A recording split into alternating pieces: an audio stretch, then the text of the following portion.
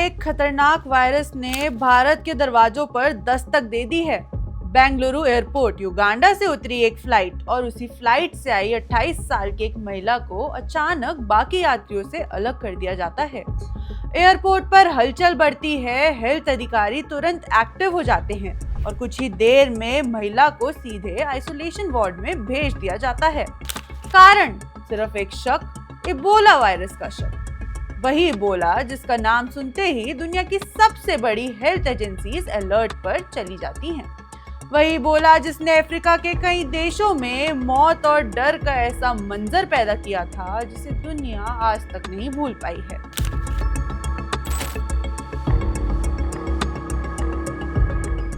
नमस्कार, मैं हूं जसवी कौशिक और आप देख रहे हैं वन इंडिया हिंदी।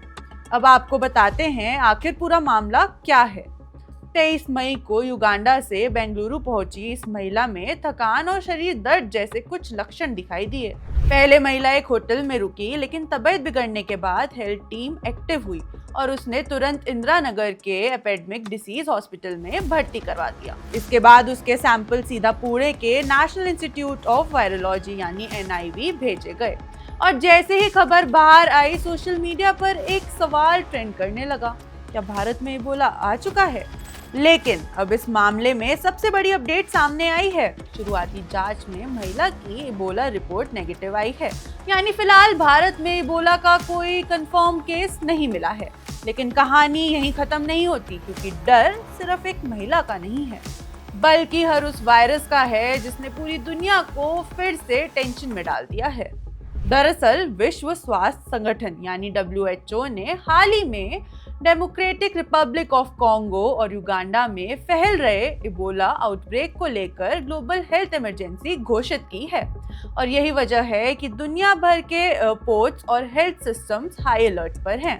अब सवाल ये है, आखिर इबोला इतना खतरनाक क्यों माना जाता है?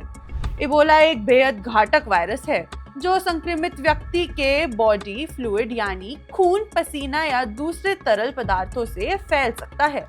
इसके शुरुआती लक्षण इतने सामान्य होते हैं कि कई बार लोग इसे सामान्य वायरल समझ लेते हैं, जैसे तेज बुखार, कमजोरी, सिर दर्द, शरीर दर्द। लेकिन गंभीर मामलों में यही वायरस अंदरूनी ब्लीडिंग और ऑर्गन फेलियर तक पहुंच सकता है।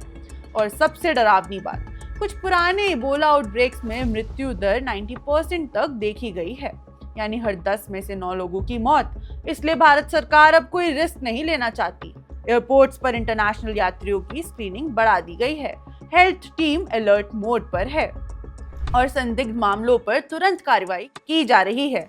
हालांकि अभी तक भारत में इबोला का कोई पुष्टि किया गया मामला सामने नहीं आया है, लेकिन कोविड के बाद दुनिया ये सीख चुकी है कि खतरा छोटा हो या बड़ा, शुरुआत में सतर्क रहना ही सबसे बड़ा बचाव होता है। तो आपको क्या लगता है कि भारत किसी भी बड़े वायरस आउटब्रेक से निपटने के लिए पूरी तरह तैयार है? अपनी राय हमें कमेंट सेक्शन में जरूर बताएं। अगर आपको ये वीडियो जानकारी पूर्ण लगी तो इस वीडियो को लाइक और शेयर जरूर करें और ऐसी बड़ी और भरोसेमंद खबरों के लिए सब्सक्राइब कर दीजिए वन इंडिया हिंदी को। धन्यवाद। Subscribe to One India and never miss an update. Download the One India app now.